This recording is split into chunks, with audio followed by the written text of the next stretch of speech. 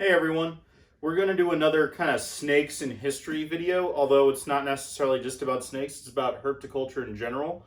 So I'm going to talk a little bit about the history of herpetoculture, and we're going to talk probably in 2 or 3 different parts, and we're going to start with kind of the first recordings and how it kind of got started, at least as far as Western culture goes.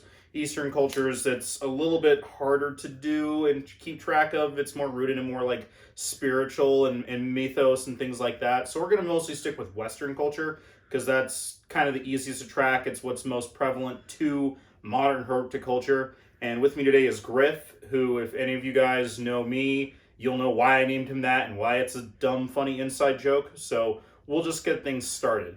So I'm going to be reading a little bit of information off, so sorry if I pause or look down a little bit, because there's kind of a lot of information, and while I can sit there and rattle off and talk about different genuses, dates are a little harder for me. So what we're going to do is we're going to start off with the first recorded, at least the first known recording of someone having a pet reptile belonged to William Laud in 1625, who I think was a deacon, no, not a deacon, like a bishop or a cardinal or somebody in urine. He was gifted a pet tortoise. So there you go. That's the first recorded pet, which is not the best pet to really start with a lot, was a pet tortoise.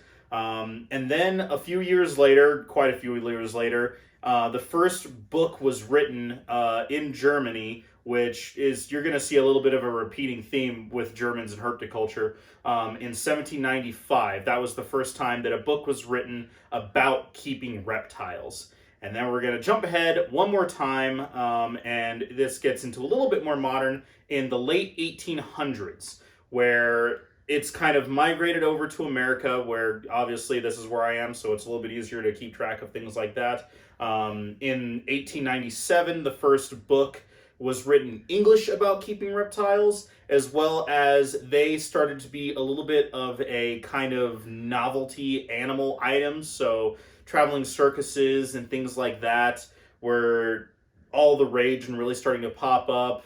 Ringling Brothers was popping up, and then sorry Griff, I know. And then the traveling zoos and stuff with elephants and stuff, as well as you saw a lot of big Burmese pythons and maybe not retics, but boa constrictors, and big constrictors started to be kind of a more novelty item, as well as they popped, and they were still kind of on the fringes of regular society, so it was kind of seen as kind of an odd pet, but still kind of a novelty. So obviously it was something you would go to see as an attraction, but for some of the more exotic animals, that was still kind of a novelty or an outlier, interesting thing that most people didn't think was really that normal. And there was a very famous person in history who was exceedingly famous for not behaving in the proper or normal way, and that is Eleanor Roosevelt. Eleanor Roosevelt was an absolutely splendid human being of not giving a care in the world about what other people thought of her. There's a reason why her nickname was Princess Roosevelt. She had a pet snake named Emily Spinach. It was a little garter snake, or it was probably a garter snake. It might have been a green snake, to be honest, because they said it was green as spinach, so that makes me think it might have been like a rough green snake or something, but everything that I could find about it was that she was a garter snake, or it was a garter snake. And the Roosevelts, as we all know about, Teddy, bully, and all of that jazz, he was kind of more into murdering animals than keeping them, but animals in general were interesting to the entire Roosevelt family. And in fact, Eleanor's younger brother Quentin had a bunch of pets in general, including a few snakes. I actually found one anecdotal story about Quentin went to an exotic or just regular pet store, bought 4 or 5 snakes, and then brought them home to show them to his dad. The only problem was his dad at the time was the President of the United States and was having a meeting in the Oval Office, and little Quentin dropped a box of snakes on the table while he was having a meeting in the Oval Office. So I guess reptile nerds have always been a little odd. In fact, they had a bunch of different animals in general.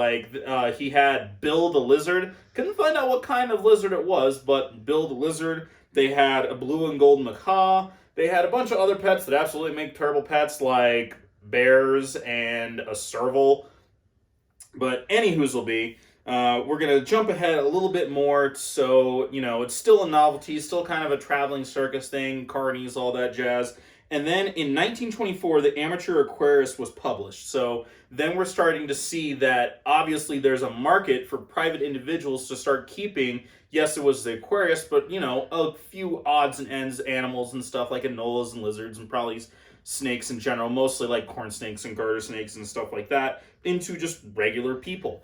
And then in the 1960s is kind of the first big boom when it came to importation from other countries into the United States, probably because of, the mobility of transportation and the globe essentially opening up in and of itself. So for the longest time, up until, after post-World War II era, there wasn't a whole lot of plane travel back and forth between different countries. But after World War II, everything kind of opened up. The world economy started to take this huge boom, and I'm not going to get into that by any means, but there started to be a lot of importation and exportation of a lot of other countries, which includes a lot of exotic animals. And so in the 60s, that's when we started to see a big increase in, well, unfortunately, like lions and tigers and stuff as pets, but also we got to see a lot of the Indo-Chinese animals and the Pacific animals and a lot of the African animals and South American reptiles and things like that. Those started to be kind of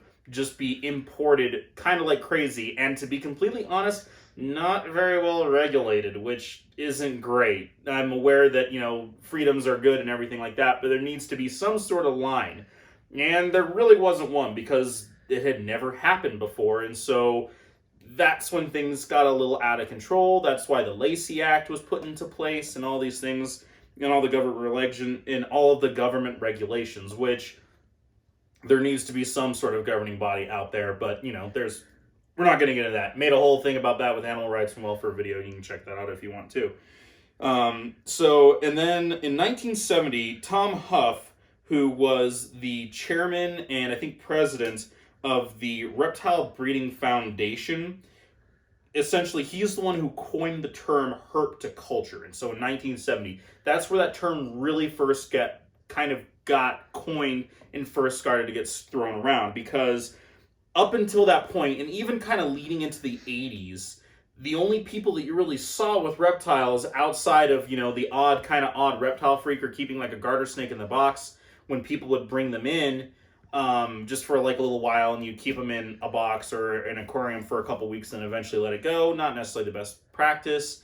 Were the real social outliers. So, like the bikers and the weird people like that, and the social outliers in general, as well as, unfortunately, a lot of them, specifically like with the South American and Central American animals, like with boa constrictors specifically, a lot of them you saw in essentially tandem with the drug community. It was a big thing that unfortunately happened more often than I would like to admit, where they would literally put bags of illegal drugs inside of boa constrictors, ship them across state lines, and then the importer or the smuggler would just open up the boa constrictor, cut it open, pull it out, sew it up, and then they would sell the boa constrictor for like $20, which happened quite often, which is absolutely horrible to think about. But because of that, in addition to just the regular things, there was also this thing with venomous reptiles, where that was also kind of in conjunction with the drug trade. So it was like this power move, like the big scary dog, the big gun, or whatever it is. It was also like if you had a cobra or a rattlesnake, that was also this thing that became synonymous with these socially unacceptable and usually illegal things, which I think ended up helping add to the kind of negative view that a lot of people had of reptiles. But then in 1970, modern herpetoculture, that's where the phrase got coined. It started to kind of make its way into modern society and start having regular average Joes start keeping them in their houses, starting to see them as alternative pets. And I think that's about where I'll leave it with this video, and I'll get into kind of more modern culture in another one where we kind of get to the point where we all kind of recognize it today, where we start to see more modern keeping techniques, where we start to see more of a care of the actual individual animal's health and behaviors and things like that. And even then, we've taken quite a few dramatic strides in the last few years. last decade for sure, but even in the last like 4 or 5 years, we've seen a dramatic change and swing in how we keep exotic animals, specifically reptiles. So, we'll get into that a little bit with some of the pioneers in the next one with like Bill Love and people like that. So, hopefully you enjoyed this video. I put out that other one about snakes giving and earlier American history. You can check it out right here. I asked if you guys liked or wanted to know more about that, and a couple people did say yes. Also, thank you guys for watching videos. I really appreciate it. Thank you. But they did say that it'd be really interesting to learn more about, herpetoculture history, snakes and reptiles in general, which I think is absolutely really cool. I love history, and it's really cool to sit there and combine my two passions, history as well as reptiles. So we'll move forward with this. Hopefully you enjoyed this video. Please like and subscribe if you can. Check out the other videos. Check us out, Facebook, Instagram. Try to post a little bit more regularly with there. Check out Patreon. You can see kind of some limited, some behind the scenes thing, as well as I'm working on a couple things where you can maybe get some swag every year or every month or something like that. Just, hit me up. Any interest like that. Hope you're having a great day. And you are the weirdest little dude. We will check you next time.